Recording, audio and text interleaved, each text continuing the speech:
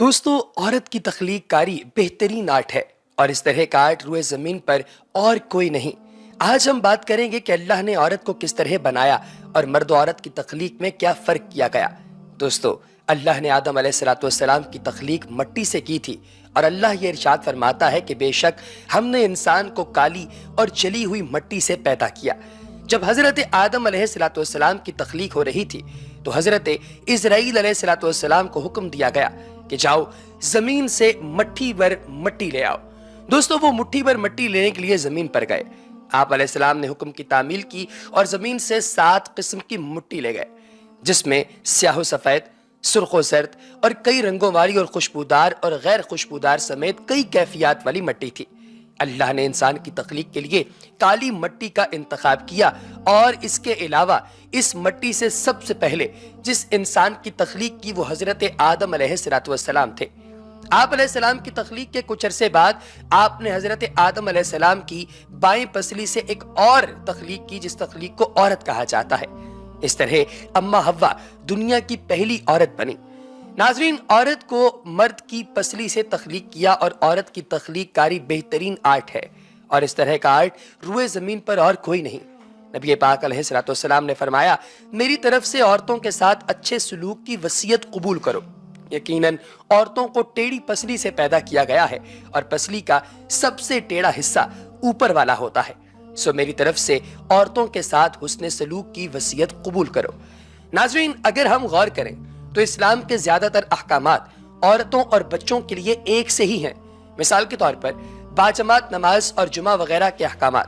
اس بات سے ہم یہ کہہ سکتے ہیں کہ عورت کو بالکل بچوں کی طرح نرمی اور پیار سے ٹریٹ کرنا چاہیے، کیونکہ وہ اس طرح سے قابو میں رہ سکتی ہے۔ اگر ہم ان پر زور زبردستی کریں گے تو انجام اچھا نہیں ہوگا۔ دوستو، جیسا کہ اسلام کہتا ہے کہ اللہ نے مرد کو مٹی سے پیدا کیا اور عورت کو مرد کی بائیں پسلی سے تخلیق کیا، یہاں سے ہمیں عورت کے ضدی مزاج اور ٹیڑھے پن کی وجہ بھی مل جاتی ہے۔ اگر آپ غور کریں تو مرد کی بائیں پسلی اور خاص طور پر پہلے نمبر والی جو بائیں پسلی ہے جس سے عورت کو تخلیق کیا گیا ہے، اس کو دیکھیں تو وہ جسم کی سب سے ٹیڑھی ہڈی ہے۔ اگر اسے سیدھا کرنے کے لیے زور لگایا جائے گا تو یہ ٹوٹ جائے گی۔ اسی طرح اگر عورت سے بھی زور زبردستی کی جائے تو وہ بھی اپنی اصل کی طرح ٹوٹ جاتی ہے۔ یہی وجہ ہے کہ نبی کریم صلی اللہ علیہ وآلہ وسلم نے عورتوں کے ساتھ حسن سلوک اور نرمی سے پیش آنے کی وصیت کی ہے۔ ناظرین، اللہ نے عورت کو مرد کی پسلی سے پیدا کیا ہے اور اسے مرد کے ماتحت کیا ہے، لیکن کہیں بھی کوئی ایسا حکم نہیں ہے کہ مرد عورت پر حاکم بن کر بیٹھ جائے۔ عورت کو مرد کے ماتحت اس لیے کہا گیا ہے تاکہ وہ محفوظ رہے، کیونکہ عورت نازک ہے اور مرد وجیح ہے۔ ناظرین، ہمیں ہمارا دین بھی عورت کے ساتھ نرمی اور محبت سے پیش آنے کا حکم دیتا ہے اور یہ ہرگز نہیں کہتا کہ یہ عورت پر حکم چلائے۔ عورت کی اصل ہی ٹیڑھی ہے اور اگر ہم اس پر دباؤ ڈال کر سیدھا کرنے کی کوشش کریں گے تو سیدھا تو اس نے نہیں ہونا، البتہ ٹوٹ کر بکھر ضرور جائے گی۔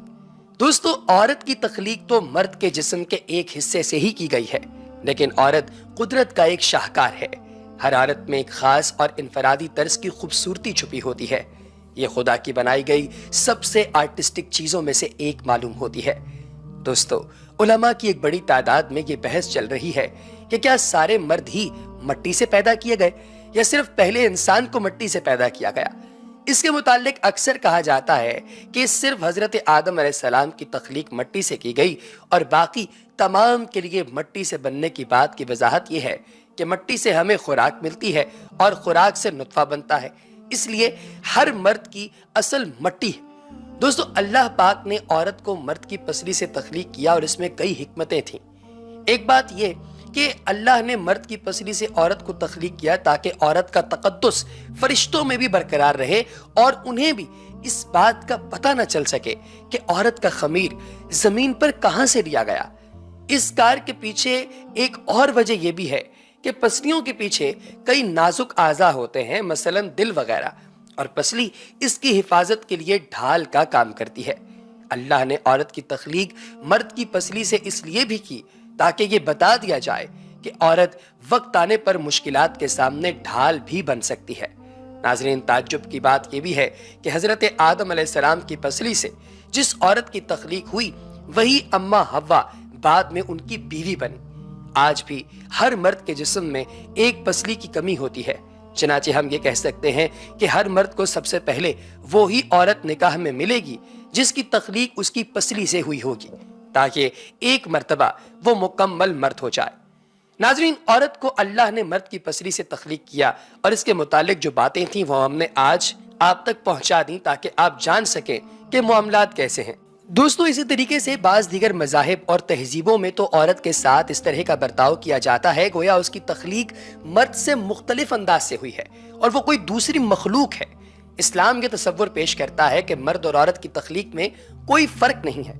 اللہ تعالیٰ نے دنیا کے تمام انسانوں کو ایک جان سے پیدا کیا ہے اور اس کی جنس سے اس کا جوڑا بنایا ہے۔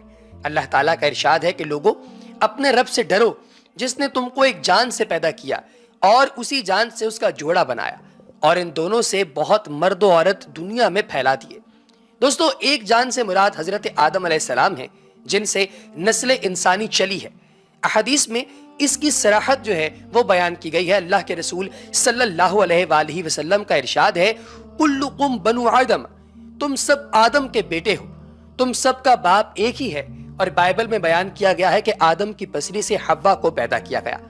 دوستو، اسی طریقے سے اگر ہم لوگ بات کریں کہ جیسا مرد ویسی عورت کا کیا کنسپٹ ہے، تو پیارے دوستو، متعدد صحابہ کرام، ام المؤمنین حضرت اماں عائشہ صدیقہ سلام اللہ علیہا، حضرت ام سلیم، حضرت انس بن مالک، آپ سب سے مروی ہے کہ رسول اللہ صلی اللہ علیہ وآلہ وسلم نے ارشاد فرمایا، انما النساء شقائق الرجال، عورتیں اور مرد ایک جیسے ہیں۔ عربی زبان میں الشق نصف حصے کو کہتے ہیں۔ کسی چیز کو لمبائی سے چیر کر دو ٹکڑے کر دیے جائے نا، تو ہر ٹکڑے کو شقفتہ کہا جاتا ہے۔ تو اس کے معنی میں سگے بھائی کو شقیق اور سگی بہن کو شقیقہ کہا جاتا ہے، اس لیے کہ دونوں کے ماں باپ ایک ہوتے ہیں۔ اللہ تعالیٰ نے اپنی کتاب اور اپنی اس حق کی کتاب جس کو تمام انسانیت کی سہولت کے لیے پیدا کیا گیا، اس میں ارشاد فرمایا ہے، غلط نیک اور بد سب کو کھول کھول کر بیان کیا ہے۔ اس کے رسول نے بھی اپنی تعلیمات کے ذریعے ان چیزوں کی خوب وضاحت کی ہے، اور سورہ الاحزاب کے اندر فرمایا، بالیقین جو مرد اور جو عورتیں مسلم ہیں، مومن ہیں، مطیع فرمان ہیں، راست باز ہیں، صابر ہیں، اللہ کے آگے جھکنے والے ہیں، صدقہ دینے والے ہیں، روزہ رکھنے والے ہیں، اپنی شرمگاہوں کی حفاظت کرنے والے ہیں اور اللہ کو کثرت سے یاد کرنے والے ہیں، اللہ نے ان کے لیے مغفرت اور بڑا اجر مہیا کر رکھا ہے۔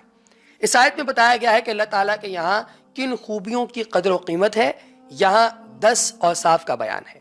یہ اصلاً دین کی بنیادی قدریں ہیں، ان پر عمل آوری کے معاملے میں مرد اور عورت کے درمیان کوئی فرق نہیں ہے۔ کہا گیا ہے کہ جو شخص بھی خواہ مرد ہو یا عورت ان اوصاف کو اختیار کرے گا اور ان سے اپنی زندگی کو آراستہ کرے گا، اسے اللہ کی رحمت ڈھانپ لے گی اور وہ اس کی مغفرت اور اجر و انعام سے بہراور ہوگا۔